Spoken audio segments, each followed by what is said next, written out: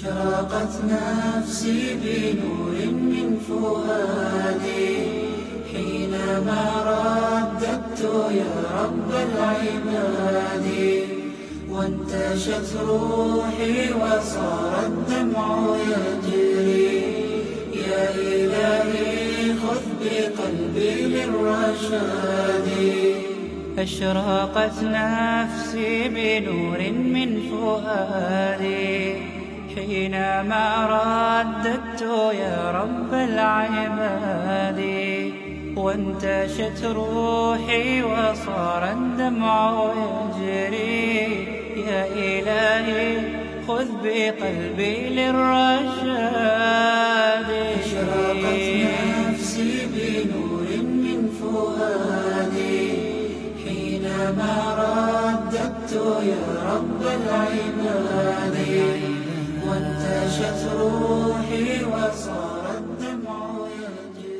قال تعالى: ويطعمون الطعام على حبه مسكينا ويتيما واسيرا، انما نطعمكم لوجه الله لا نريد منكم جزاء ولا شكورا. لازلنا مستمرين بتقديم الاغاثه العاجله لاهلنا النازحين.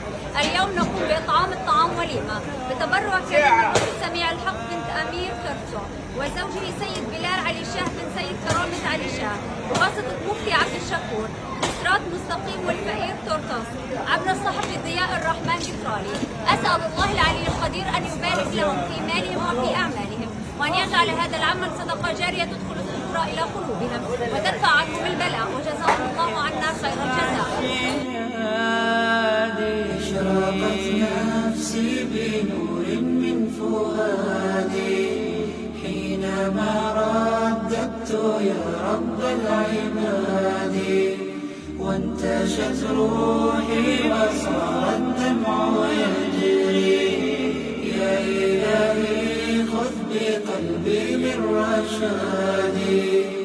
أشرقت نفسي بنور من فؤادي حينما رددت يا رب العباد، وانتشت روحي وصار الدمع يجري. يا إلهي خذ بقلبي للرشاد. للهدى والحق وفقني إلهي، فعلى توفيقك اليوم اعتمادي. يا إله الكون يا عوني وغوثي، يا ملال الخلق في يوم المعاد. فأنا يا ربي أرجو منك عفوا، فاعف عن ذنبي وحقق لي مرادي.